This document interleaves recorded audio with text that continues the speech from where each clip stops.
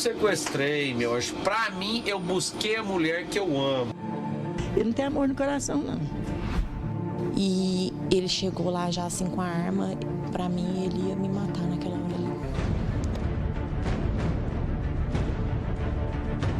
Eu não via saída de sair dele. Ela pelejava, mas ela já pensava nisso.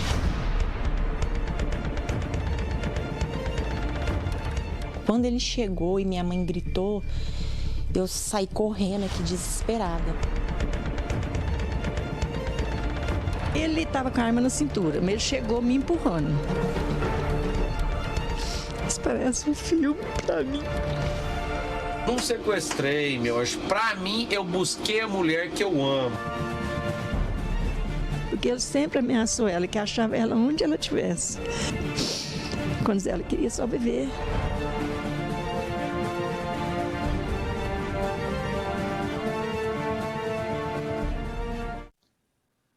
Quarta-feira, 13 de julho.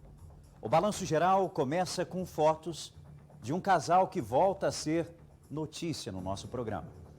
O Ellen Cássia Cardoso de Melo, de 34 anos, foi morta aqui na cidade de Uberlândia e tudo indica que quem tirou a vida dela foi o esposo, o companheiro Diego Pirretti, de 39 anos. O casal volta a ser notícia aqui no Balanço Geral porque o histórico de violência é antigo.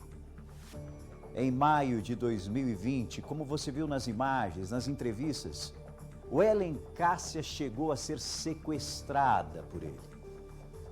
Ele chegou a ser preso na época. Ela conseguiu até uma medida protetiva contra o companheiro. Mas a história teve um fim trágico aqui na cidade de Uberlândia, quando ela foi encontrada no seu apartamento ensanguentada, vítima da violência. A polícia agiu rapidamente e prendeu o homem que estava escondido em outro estado. Agora, no Balanço Geral, todas as informações sobre, lamentavelmente, mais esse feminicídio, mais esse caso de violência. E um caso que a gente vinha acompanhando há tempo. Vamos relembrar depoimentos de quando ela tinha sido sequestrada por este homem em 2020. A conversa que tivemos com a mãe da vítima na época, que também acabou sendo vítima da violência do genro. O relato impressionante da filha dela, quando a mãe tinha sido sequestrada. É uma história real, um caso triste que teve um desfecho trágico aqui na cidade de Uberlândia. 3 meses depois de ser solto. 3 meses depois. Por ter sequestrado a vítima em 2020 e mantê-la em cárcere por aproximadamente 30 horas. Diego tirou a vida da companheira, o Ellen Cássia Cardoso. Foram pelo menos 5 facadas. E na presença, na frente, do filho do casal. Júnior Oliveira é o primeiro a conversar comigo, até porque o Júnior, naquela época, em 2020, ele já vinha acompanhando todos os detalhes em relação a esse caso. E hoje, a gente volta a trazer novas informações de um resultado extremamente trágico, terrível para a família e que gera inúmeras discussões. Inúmeras discussões, inúmeros questionamentos. Eles estavam juntos novamente. Por que ela resolveu voltar com ele? Voltou mesmo? Como estava sendo essa relação? Se nós estamos falando de um homem que mostrou-se extremamente violento, isso na época, em 2020.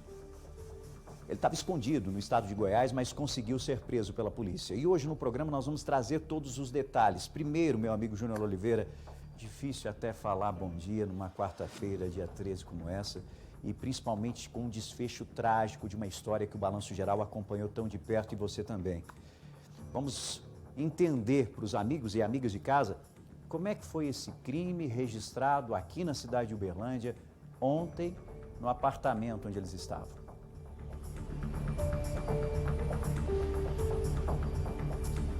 Oi, Rafa, bom dia para você, bom dia para o pessoal de casa. Confesso a você que essa história eu não gostaria e nada de estar recontando aqui novamente ou trazendo essa triste notícia, né?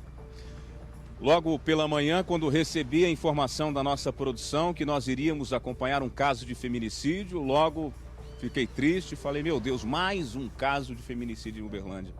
Pouco tempo depois, fui informado por essa mesma produção que se tratava do caso da Wellen e do Diego. Caso esse que nós exploramos na época, em 2020, na situação desse sequestro, depois de 30 horas de buscas da Polícia Militar. Nós conversamos com a família, conversamos com a própria Wellen, com o suspeito Diego, enquanto estava sendo preso pela polícia. E naquela época, a gente buscava entender o porquê daquilo tudo. E eu me lembro muito bem, Rafa, na época que você também destacou aqui no Balanço Geral, você destacou muito bem sobre a inteligência da Wellen no momento em que ela passava, que estava nesse cárcere, nessa fazenda, com o ex-companheiro, e a inteligência que ela teve de contornar a situação para evitar a tragédia. Mas, infelizmente, agora, depois de tudo, ela não conseguiu evitar essa tragédia, voltou a se relacionar com o ex-marido, reatou a relação. E o culpado disso tudo, claro, a gente já sabe que é o suspeito, foi ele quem cometeu o crime. A gente acredita, se não tivesse cometido nessas circunstâncias, talvez ela tenha facilitado o fato de ter reatado com ele, mas provavelmente teria cometido também em outras circunstâncias. Ele contou também com o benefício da lei, a lei que o colocou para fora da cadeia. Ele teve esse benefício da legislação porque ele foi condenado pelo sequestro e recebeu uma progressão de regime, saiu da cadeia e depois disso conseguiu de alguma forma enganar a esposa para que ela retornasse à casa, para que os dois pudessem retornar ao relacionamento. E agora, infelizmente, com essa triste notícia desse feminicídio que aconteceu no bairro Brasil, no primeiro andar de um prédio, de um condomínio no bairro Brasil. O crime aconteceu por volta das 7 horas da noite, segundo a Polícia Militar, e relatos também de testemunhas, horas antes de chegar ao local do crime, de chegar ao apartamento. Isso, segundo o que a polícia conseguiu apurar, os dois teriam discutido. O Diego, com ciúmes da companheira, da esposa, estava acusando ou tentou justificar o crime dizendo que ela teria alguns comportamentos que ele não estava de acordo ou teria o traído, o que para a polícia é só uma justificativa infundada do suspeito para tentar se eximir do crime de alguma forma. E quando foi por volta das 7 da noite, eles chegaram ali no apartamento e a partir daí eles brigaram, segundo a polícia, e o suspeito teria inclusive assumido o crime, dizendo que a esposa foi ela que teria iniciado essa briga, teria pegado uma faca, ido para cima dele e a partir daí ela se feriu com essa faca. Foram os relatos do Diego para a polícia. Tentou enganar a polícia com esse argumento. Rafael, depois de cometer o crime, e inclusive uma informação realmente muito triste, que tudo isso aconteceu, foram 5 facadas na região do pescoço. O filho do casal, de apenas 8 anos, teria testemunhado o crime, ele estava no imóvel. Depois de cometer o crime, o suspeito fugiu do local com o filho. Inclusive, nós temos imagens de câmeras de segurança lá do prédio, da garagem. As imagens mostram, o vídeo mostra o momento em que Diego foge do local de forma apressada, puxando o filho. Veja no vídeo que ele carrega uma mala, vai em direção ao veículo. Depois ele coloca o filho no banco do passageiro e aí ele faz a manobra para sair do prédio. Nesse momento a gente percebe que há um veículo estacionado bem em frente à garagem, mais ou menos nesse horário, por volta das 7 da noite. Então a gente percebe nessa gravação, nesse vídeo, que ao sair do prédio tem um carro estacionado, esse carro sai da frente e aí o Diego consegue fugir do local. E o que aconteceu depois que ele saiu do local, Rafael? Um detalhe importante que agora a investigação vai apurar e é uma testemunha importante também no desfecho dessa história. O Diego foi direto para a casa de uma das irmãs. Lá ele conversou com essa irmã, deixou o filho e saiu do local sem dizer ao certo o que teria acontecido. E foi o filho da vítima, o filho da Wellen, que teria contado para essa irmã do suspeito o que tinha acontecido no apartamento. E a irmã vai até ao local e, chegando lá, a irmã do suspeito se depara com o corpo da vítima ensanguentado. Como eu já destaquei aqui, foram 5 facadas na região do pescoço. A irmã do suspeito aciona a polícia, que vai ao local, e a partir daí os militares começam a fazer buscas para tentar encontrar o suspeito. A vítima já estava morta, 5 facadas na região do pescoço. Os militares tiveram acesso a essas imagens que registraram o momento em que o suspeito foge do local do crime. A polícia consegue, Rafael, identificar o carro a mais ou menos a cerca de 200 e poucos quilômetros daqui, em Santa Vitória, na BR-364, onde a polícia fez um cerco-bloqueio. E a partir daí conseguiu identificar o veículo e foi feita essa abordagem. Nessa abordagem, segundo a polícia, o Diego não reagiu à prisão, estava calmo, frio. Ele foi preso, trazido aqui para Uberlândia, e nós registramos a chegada dele no 9º Batalhão da Polícia Militar aqui em Uberlândia. Nós registramos essa chegada dele algemado, mais magro, né, do que a gente mostrou naquela época. Ele chega, nós tentamos ali conversar com ele, friamente, ele disse poucas palavras, mas em conversa com os militares, e um outro detalhe importante que eu trago aqui para você que está nos assistindo, é que segundo a polícia, a mala dele, Rafa, estava toda arrumadinha, viu? A roupa estava toda arrumadinha, tudo certinho, o que indicou para a polícia naquele primeiro momento que provavelmente ele premeditou esse crime. É um ponto importante, mas isso ainda vai ser apurado pela Polícia Civil. É um indício, né, segundo os militares, de que ele teria, então, premeditado esse crime.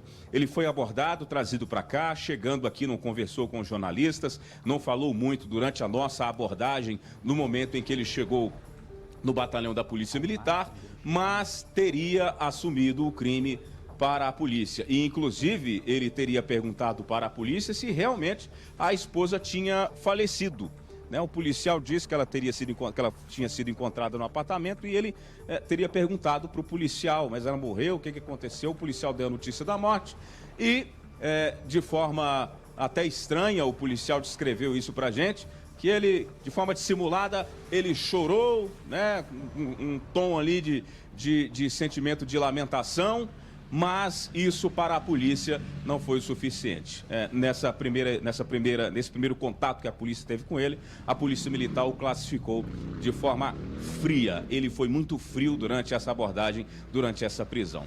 A gente relembra aí, Rafael, mais uma vez o caso, para quem está assistindo o nosso Balanço Geral, isso aconteceu em 2020, o pessoal deve se lembrar dessa história.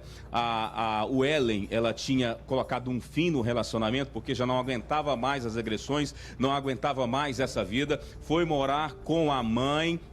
E aí o suspeito foi até a casa desta família, rendeu essa família e fugiu do local, levando ao Ellen e o filho. Foram 30 horas de buscas aqui na região, até que a polícia conseguiu identificar o local onde eles estavam, numa fazenda. Foram buscas intensas. Não sei se você se lembra, Rafa, quem está nos assistindo, era uma aflição muito grande, porque nós, jornalistas e os telespectadores e a família também ficava ali naquela expectativa ruim, porque o pior poderia acontecer. Até que a polícia recebeu a ligação, uma denúncia anônima, indicando o local exato onde o suspeito Diego estava com a esposa e o filho de 8 anos. A polícia foi ao local, fez a abordagem, uma arma foi apreendida e durante a prisão, durante uma entrevista, ele disse que não teria sequestrado a mulher, que a amava muito, que simplesmente tinha pegado ela, a mulher que ele ama, né? Você destacou no início aí com esse trecho da entrevista que ele deu na época. Então, tudo isso para a investigação foi de forma dissimulada. Ele tentava enganar a investigação. E um detalhe, Rafael, ele foi condenado por esse sequestro, foi preso, recebeu essa progressão de regime e pouco tempo depois que deixou o presídio, ele conseguiu de alguma forma convencer a ex-companheira, mesmo depois de tudo, ele a convenceu a reatar o relacionamento e os dois voltaram a morar juntos nesse apartamento, até que na noite de ontem aconteceu essa tragédia. Foi uma madrugada longa de buscas da polícia até conseguir identificar o suspeito. Nós fomos ao local onde tudo aconteceu, não tivemos acesso ao apartamento, mas lá nós conversamos com vizinhos, conversamos com essas pessoas, moradores ali da região que não quiseram dar entrevista, mas disseram que o casal era muito de pouco contato, né? E nunca tinham percebido ali nenhum problema, nenhuma briga, nenhuma discussão, pelo menos com essas pessoas que nós conversamos ali na entrada do prédio. E aí o detalhe é o seguinte, Rafael, que é muito importante a gente frisar isso. Houve uma primeira condenação por sequestro, ela tinha uma medida protetiva contra o suspeito, contra o companheiro, ela até teria pedido a retirada dessa medida protetiva para poder reatar essa relação. Não. Houve essa progressão de regime, uma falha da nossa lei, infelizmente, e o que nós tiramos de toda essa história? Uma tragédia anunciada, a família já estava com medo, mas queria acreditar que tudo o que tinha acontecido poderia ter ficado no passado. Infelizmente, não ficou. O Diego foi preso em flagrante, possivelmente deve estar sendo ouvido aí na delegacia pela polícia, por um dos delegados que vão assumir aí um dos delegados que vai assumir essa investigação e posteriormente levado ao presídio. A família muito consternada, realmente um fato que entristece todos nós que estamos acompanhando essa história há tanto tempo, com esse desfecho trágico da morte dessa mulher, dessa dona de casa, mãe, né, que infelizmente foi morta pelo próprio companheiro. Esse caso volta a ser notícia aqui no Balanço Geral por causa disso. Essa morte, esse feminicídio aconteceu ontem no bairro Brasil, aqui na cidade de Uberlândia. E que bom que rapidamente a polícia conseguiu localizar este homem. Isso porque ele estava em um estado vizinho, mas graças ao trabalho de inteligência da polícia, rapidamente conseguiram localizá-lo. E ele foi preso em flagrante. E eu tenho a imagem do momento que ele chegou aqui, ó. Olha a imagem, você que está acompanhando o Balanço Geral, a imagem que ele chega no batalhão da polícia é bem diferente realmente, como disse Júnior Oliveira. Agora, mais magro, né? Mais magro. Júnior, você tentou abordar ele ali, né?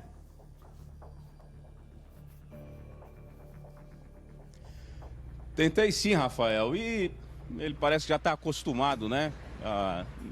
Acostumado a enfrentar a prisão, a enfrentar os jornalistas ao ser questionado.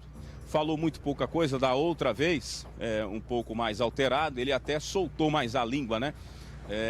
Mesmo que de forma dissimulada, mas eu me lembro muito bem que ele disse lá na delegacia: é a minha mulher, eu amo ela, eu a amo, não cometi nenhum sequestro.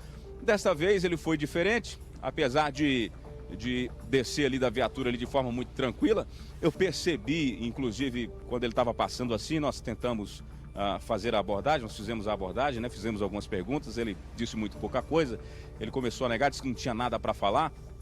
E eu lembro que ele até questionava o policial: tá me machucando, tá apertada aqui a algema, questionando ali ou seja, a abordagem da polícia, o procedimento da polícia, e bem assim, bem à vontade, podemos assim dizer, não tava com coisa nada arrependido, né? Nós não percebemos ali no semblante dele nenhum tipo de arrependimento, não é? Mas, segundo a polícia, ele teria aí assumido esse crime durante essa abordagem. Pouco tempo depois, apresentou um certo arrependimento, que para a polícia, mais uma vez, não justificou nada, não convenceu em nada. E como eu disse agora há pouco, Rafael, infelizmente, ele já tinha uma condenação por causa desse sequestro, já tinha outras passagens por ameaça, tinha tido, inclusive, uma arma apreendida lá quando ele cometeu esse sequestro. A faca que teria sido usada no crime foi encontrada no apartamento, foi apreendida pela polícia militar. Um detalhe que nós percebemos ali, que é uma faca de cozinha, não é? Uma faca de cozinha, mas esse detalhe das roupas dele, tá tudo muito arrumadinho, tudo muito certinho, é um indício aí que pode valer para a investigação como uma premeditação desse crime. Agora não se sabe, né, do tempo da morte, somente a perícia vai dizer, porque tem que analisar isso. Quando a morte aconteceu, o horário mais aproximado quando aconteceu, e o horário que ele sai do apartamento, do prédio. Há uma outra hipótese também que a polícia vai apurar, é que se ele saiu logo na sequência que cometeu o crime ou permaneceu no local. Um relato importante que a polícia recebeu é que a criança teria dito teria dito para essa irmã do suspeito, essa informação vai ser confirmada também durante a investigação, é que ele e o pai permaneceram no apartamento por um bom tempo, depois de cometer o crime. Então a criança teria sido colocada na sala e aí, nesse decorrer de tempo, ele teria tido tempo aí para preparar essa mala e só depois disso fugir do local, como a gente mostra no vídeo que foi feito ali pelas câmeras de segurança lá do condomínio. E essa imagem, volta a imagem, enche a tela do Balanço Geral, por favor. Isso foi logo depois de cometer o crime, momento que ele sai com o filho. Eu fico imaginando o que passa na cabeça dessa criança, um menino de 8 anos. Um menino de 8 anos. Um menino de 8 anos que possivelmente viu tudo, ouviu tudo. Ouviu tudo, uma situação terrível. É o momento que ele sai da garagem com o veículo. E daí ele foi até o bairro Monte Hebron para encontrar essa irmã.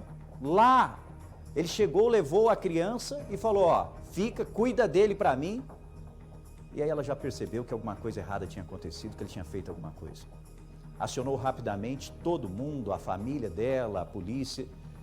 E a partir do momento que chegaram no apartamento, se depararam com a vítima sem vida, esfaqueada várias vezes no pescoço. A nossa equipe de jornalismo está acompanhando de perto essa história e tem muitos e muitos detalhes dessa relação. De como era a relação dos dois. Isso em 2020. 2020 a gente falava sobre esse caso aqui no Balanço Geral, como trouxe todos os detalhes meu amigo Júnior Oliveira, momentos de aflição em relação ao sequestro de uma mulher. E todo mundo com medo do desfecho, do que poderia acontecer. A partir do momento que essa propriedade rural foi localizada pela polícia, uma negociação começou e eu disse, ela foi muito esperta, ela ajudou. Ela ajudou. E este homem foi preso e condenado por causa desse ato na época. 3 meses depois que saiu, o relacionamento já tinha sido reatado e agora acontece essa tragédia, esse crime que aconteceu ontem aqui na cidade de Uberlândia. E de acordo com os autos, Júnior Oliveira, mostra a imagem mais uma vez dele saindo do apartamento, por favor. Mostra a imagem mais uma vez dele saindo da garagem junto com o filho. De acordo com relatos de vizinhos, porque os vizinhos foram também chamados e ouvidos pela polícia, eles ouviram o menino dizer, para pai, para pai. Como é que fica a cabeça dessa criança? Isso se confirmando, nós estamos falando de um monstro. E um caso que a gente vinha mostrando e avisando do pior, do que poderia acontecer. E aconteceu. E eu lembro muito bem, meu amigo Júnior Oliveira, de muitas reportagens que você fez na época. Inclusive, você chegou a conversar também com a mãe dela. E a mãe dela, na época, em 2020, também foi vítima de violência do genro. Porque a mãe dela é costureira, trabalhadora. E a filha foi morar com ela depois que ela falou, ó, não quero mais, são muitas agressões, o histórico de violência é antigo, não quero mais, eu vou morar com a minha mãe. Mas para conseguir sequestrar a esposa na época, ele montou todo um esquema criminoso, conseguiu inclusive envolver outras pessoas, uma falsa cliente que ajudou para que entrassem lá. E essa senhora, essa mãe, imagina o que passa na cabeça agora dela, da família. Na época foi até amarrada, né, Júnior Oliveira?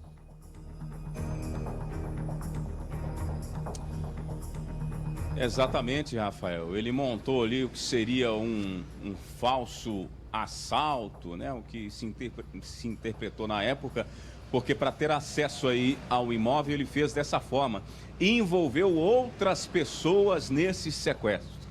E ao ter acesso a essa residência, nós entrevistamos na época a mãe da Wellen.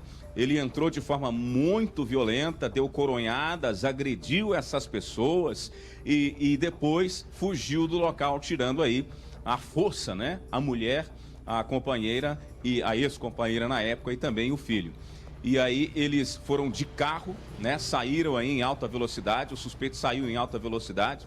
A polícia, na época, foi acionada, conseguiu identificar essas pessoas envolvidas. Foi um trabalho muito difícil que envolveu aí várias equipes da Polícia Militar de toda a região. A Polícia Civil também entrou no caso, ajudando aí na investigação logo nas primeiras horas em que houve essa notícia que ele raptou a esposa e também o filho lá nesse imóvel. Nós entrevistamos na época a mãe da Wellen e na época a gente lembra muito bem que a família estava muito aflita porque sabiam muito bem do que o suspeito seria capaz. Eles, inclusive durante a entrevista, muito aflita, muito preocupada, a mãe disse o seguinte: olha, ele é capaz de qualquer coisa, porque a notícia que chega pra gente aqui é que acontece coisa muito ruim. Ele mostra a arma, ele ameaça, ele faz e acontece. E a minha filha pediu socorro. Então, quando a minha filha me pediu socorro, a minha casa foi aberta para receber a minha filha e os filhos dela. E assim a família o fez. A família fez o possível para proteger essa mulher desse homem, Rafael, que a perseguia. Inclusive tem um relato aí da família que ele ficava rondando ali a casa da mãe da Ellen, fazendo ameaças, ligava muito, ela bloqueava as ligações, ligava para a mãe dela, ligava para as irmãs, para familiares da vítima. Então ele ficava cercando, era um ciúme doentio. E ele acusava a esposa de traição, de um monte de coisa que não existia. Eram justificativas que ele ia enfrentando, que ele ia encontrando para tentar culpar a ex-companheira, culpar a esposa de qualquer coisa. Mas a Wellen já sabia. Ela sabia que o marido não era coisa boa, que o que acontecia na residência dessa família eram coisas muito complicadas, tanto é que ela não suportou e colocou um fim no relacionamento. Até que aconteceu esse sequestro, que se não fosse, na época, pela paciência dela, pela inteligência dela, inclusive esse fazendeiro, que também foi ouvido pela polícia, quando o Diego chegou lá com a esposa, com a ex-esposa e com o filho, esse homem, no primeiro momento, não achou muito estranho, ela inteligentemente também não esboçou muitos sinais para que ali não houvesse uma situação crítica, não é? Só que pouco tempo depois da permanência deles lá, esse homem foi percebendo que havia algo errado. Até que uma denúncia anônima foi feita e indicou para a polícia o local exato onde eles estavam. Ô Rafa, e aí é o seguinte, nós tentamos ter informações também sobre depois da saída do Diego da prisão. O que aconteceu depois dessa saída dele? A informação que nós tivemos é que ele voltou a procurar a ex-companheira, ele conseguiu a convencer, nós não tivemos detalhes exatamente como tudo isso se concebeu, como foi que eles reataram esse relacionamento, mas provavelmente deve ter prometido muita coisa, né? Um novo homem, só que eles foram morar nesse condomínio novo. Foram morar há pouco tempo nesse local, reataram esse relacionamento e, claro, agora nós acompanhamos, infelizmente, essa tragédia e a Polícia Civil já entrou no caso, principalmente para trazer esses novos relatos, como foi que eles reataram esse relacionamento, se houve outros acionamentos, outros casos de violência depois da saída dele da cadeia, até culminar nessa tragédia da morte da Wellen. Mais uma vez, a gente fala... A lei que é frágil, que deu a ele aí esse direito à progressão de regime, depois de ter cometido esse sequestro violento, armado, e depois disso a polícia vai apurar também as circunstâncias de como é que eles reataram esse relacionamento. E mais uma vez, a culpa nesse caso, né, Rafa, é bom a gente dizer que é do assassino, do suspeito, né? A vítima é a parte vulnerável de toda essa história, mas também é mais um alerta, infelizmente, para todas as mulheres. É bom buscar de alguma forma ajuda para conseguir enfrentar, mesmo na vulnerabilidade, para buscar ajuda para enfrentar, e o Estado também dá condições para ajudar essas mulheres a enfrentarem esses agressores, esses assassinos. Lamentável. Hoje no Balanço Geral nós temos reportagem completa com todos os detalhes em relação a esse caso, trazendo todas as informações desse crime que foi praticado ontem no bairro Brasil, o trabalho feito pela polícia para conseguir prender ele, como você está vendo na imagem, no momento que ele chegou no batalhão da Polícia Militar, ele que foi localizado em Cachoeira Alta, estado de Goiás, um trabalho muito rápido que conseguiu prender esse indivíduo. E é lamentável porque a gente vai relembrar todo o episódio registrado em 2020, onde este homem sequestrou a companheira, sequestrou a mulher e o filho. E ele foi preso estava preso, foi condenado por causa do sequestro, recebeu uma progressão de regime, um benefício, estava com ela novamente e cometeu esse ato, esse feminicídio. Eu quero que você que está acompanhando o Balanço Geral fique à vontade para compartilhar, para acompanhar, dar a sua opinião através das nossas redes sociais, no Facebook do Balanço Geral. Eu quero todo mundo participando com a gente. O que você pensa sobre isso? Primeiro o seguinte, vamos lembrar, ela na época tinha uma medida protetiva contra o homem e muitas denúncias de agressão, muitas denúncias, e o homem sequestrou ela. Ela foi sequestrada por ele foi preso, foi condenado. Mas o questionamento que a gente precisa fazer é que essa medida protetiva, no papel ela é linda, é bonita. Mas infelizmente na prática é uma situação muito delicada, porque a mulher não recebe o apoio sério da justiça, o apoio emocional, o apoio físico, não recebe esse apoio, não recebe uma orientação. E a gente não sabe por que reataram esse relacionamento. Tem gente que até fala assim, não, mas por que ela reatou? A gente não sabe a realidade das pessoas. E não sabemos. Vai que ele ameaçava o filho. Vai que ele ameaçava constantemente ela.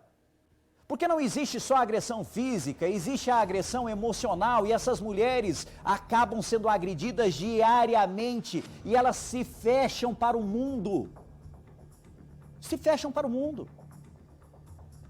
Essa é uma história de tantas que a gente mostra aqui, de tantas.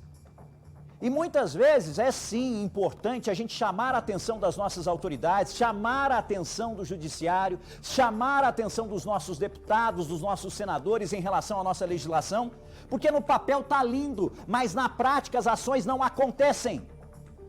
A proteção de fato não acontece.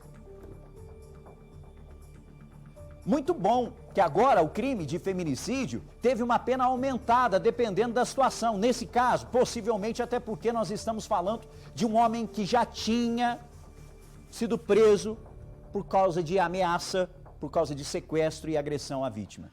Mas agora ele vai responder por feminicídio e pode ficar de 15 a 30 anos da cadeia. 30 anos? Será que fica? Mas mesmo com uma pena de 30 anos, a gente não vai ter ela de volta. A família não vai ter ela de volta. O filho não vai ter a mãe de volta. Hoje no Balanço Geral eu chamo a sua atenção porque nós vamos trazer todos os detalhes em relação a esse caso e vamos relembrar depoimentos, relatos na época, em 2020. A mãe dela, gente, conversou com a gente. Na época ela estava desesperada porque ela precisava de notícias da filha, não sabia onde a filha estava. A filha mais velha dela, de um outro relacionamento, também conversou com a gente. A vítima conversou com a gente. Ele chegou a conversar, a partir do momento que foi preso na época, dizendo que foi buscar o amor da vida dele, que não foi sequestro. Roseli Mendes, infelizmente essa é a realidade, Rafael. Neuma Pimenta acompanhando o nosso programa Mudanças Urgentes na nossa legislação. Valdirene Rosa, alô Darcy Cruz, as leis só funcionam na teoria porque na prática não funciona. Silva Cristina, no Brasil deveria ter prisão perpétua. Márcio Muniz, infelizmente daqui a um ano ele está solto de novo. E aí, o que você pensa? Qual a sua opinião? Fique à vontade para participar com a gente.